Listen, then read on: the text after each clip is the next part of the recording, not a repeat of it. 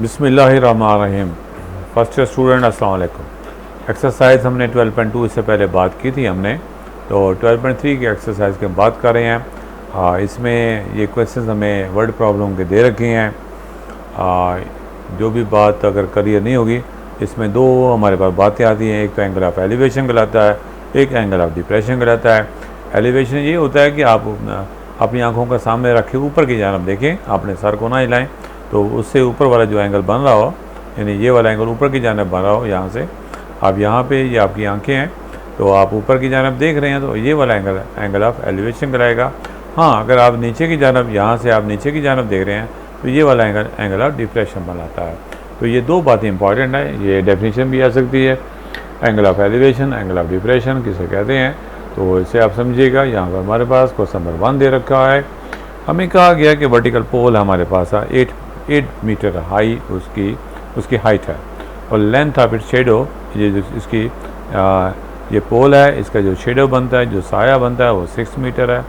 तो बताइएगा यहाँ पर एंगल ऑफ एलिवेशन, यहाँ पे एक कोई ऑब्जर्वर है, कोई देख रहा है कि एक आदमी, शेडो इसकी 6 मीटर है, इसकी जो हाइट है वो 8 मीटर है। तो एंगल, कितना एंगल बन रहा है इसकी टॉप को, वो देखे। तो उसके लिए हम ये परपेंडिकुलर है, ये हमारा बेस है, ये एक राइट एंगल ट्रायंगल बनती है, तो परपेंडिकुलर और बेस का इस्तेमाल करते हैं। अल्फ़ा को एंगल एलिवेशन का नाम दिया जा रहा है। तो आपको पता होना चाहिए कि परपेंडिकुलर ये हमारा BC है, बेस हमारे पास AB है, ये 8 है, इसकी हाइट है, ये इसका शेडो है। पुट कराते हैं, इसका इन्वर्स लेते हैं, 10 शिफ्ट दबाकर इसको सिंप्लीफाई कर लेते हैं, हमारे पास उसका आंसर आ जाता है।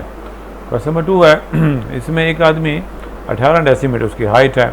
18 डेसीमीटर से मुराद यह है कि 1.8 मीटर आप कह सकते हैं, चूँकि 1 मीटर में 10 डेसीमीटर होते हैं। आप 18 डेसीमीटर कह लें, आप 1.8 मीटर कह लें। अगर हमारे पास दोनों यूनिट सेम हों तो आपके पास फिर बात बनती है। अब हम सबसे पहले 18 डेसीमीटर को मीटर में कन्वर्ट कर लेते हैं।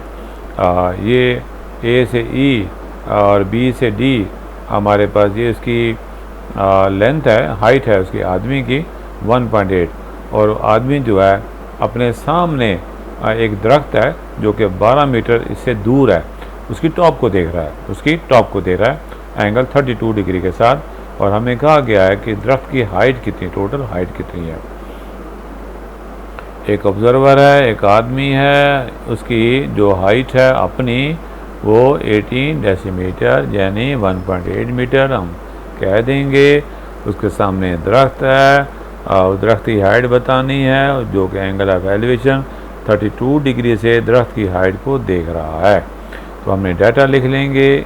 A से E आदमी की हाइट होगी, अब वो भी 1.8 होगी, और ये सामने वाला है, ये चूँकि इक्वल है, ये भी हमारे पास 1.8 बन जाएगी।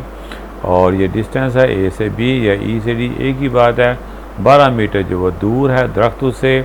और हम जो है एंगल 32 जो है, एंगल ऑब्जर्वर जो है इस दरख्त की हाइट को देख रहा है एंगल 32 डिग्री से।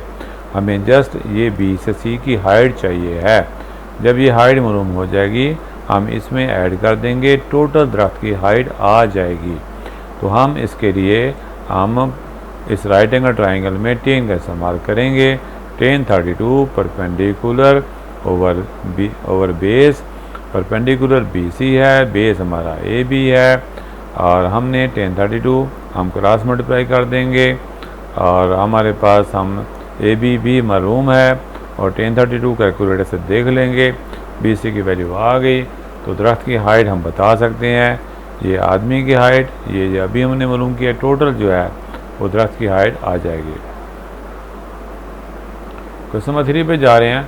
At the top of the Cliff, हमारे पास ये क्लिफ है, वो आदमी यहाँ पे बैठ के सामने जो है एंगल डिप्रेशन एक कश्ती को देख रहा है। अभी आपको समझाया था, नीचे की जानब देखें, एंगल डिप्रेशन कराता है। हमें बताना है कि ये कश्ती इस चोटी से कितनी दूर है। ये क्लिफ है, ये चोटी है, इसकी हाइट 80 मीटर है, और आपके पास एक कश्ती सामने यहाँ पर टॉप पर क्लिफ पर बैठा कोई आदमी इस कश्ती को एंगल ऑफ डिप्रेशन 12 डिग्री से देख रहा है। तो हमें बताना है कि ये कश्ती और ये क्लिफ एक दूसरे से कितने दूर हैं। यानी BC की वैल्यू को मालूम करना है, इसको हम x कह देते हैं। अब आप देखिएगा ये 12 डिग्री है, ये लाइनें पैरेलल हैं, ये लाइन और ये लाइनें पैरेलल हैं, ये हमारे पास ट्रांसवर्सल लाइन है। अगर ये 12 डिग्री है तो ये भी 12 डिग्री है, इनको हम अल्टरनेट एंगल कहेंगे। तो हमारे पास अगर ये 12 डिग्री है तो ये भी 12 डिग्री है, लिहाजा अब हम राइट एंगल ट्रायंगल में आ जाएंगे। ये हमारे पास राइट एंगल ट्रायंगल बनती है, तो 10 12 लगाते हैं ताकि BC बेस मालूम कर सकें। इसके लिए हम 10 12 लगाएंगे, उसमें क्या होगा 80/x, x हमने मालूम करना है। इसको यहाँ ले जाएंगे और इसको हम सिंप्लीफाई कर लेंगे और हमारे पास उसका दरमियानी डिस्टेंस क्लिफ का और उस कश्ती का दरमियानी डिस्टेंस आ जाएगा।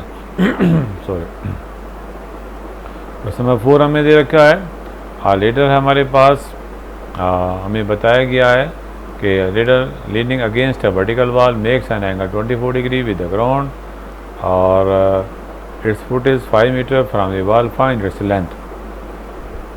यहाँ पर शायद इस क्वेश्चन में थोड़ी सी कंफ्यूजिंग है, मैं कल बात करूँगा। ये यहाँ पर ये जो है इस पेज पर ये क्लियर नहीं है, यहाँ उसने एंगल जो है वो सही हमें वो नहीं बताया जा रहा, समझाया जा रहा। आई एम सॉरी, कल मैं इस क्वेश्चन की बात करूँगा, क्वेश्चन नंबर 4 की। क्वेश्चन नंबर 5 देखिएगा प्लीज़।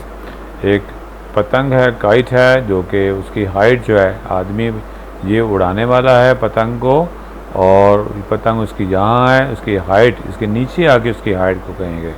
हाइट की बात करनी होगी तो उसके नीचे आके बात करेंगे। तो हमें बताया गया जा रहा है कि kite flying at the height of 67.2 metre is attach to the fully stretched string inclined angle 55 to the horizontal, find the length of the. हमने ये लेंथ मालूम करके देनी है, इन इसकी डोर की लेंथ बतानी है। उसको हम जिस मर्ज़ी से डिनोट कर लें, यहाँ पर L से डिनोट किया गया है। तो हम इस राइट एंगल ट्रायंगल में बात करेंगे। ये परपेंडिकुलर दे रखा है, इसको हम हाइपोटेन्यूज कहेंगे।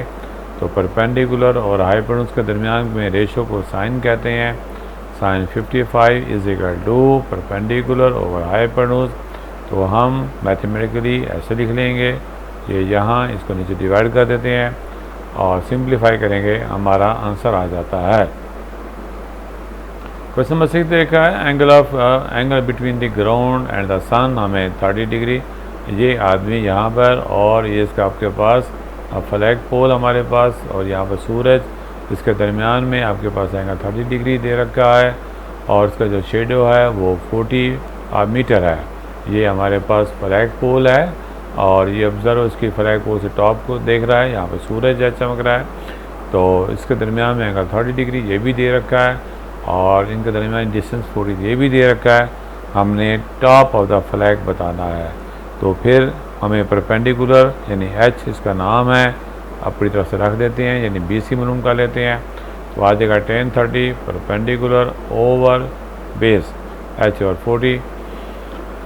हम सिंप्लीफाई कर सकते हैं, क्रॉस मल्टीप्लाई कर लें, H की वैल्यू हमारे पास आ जाती है।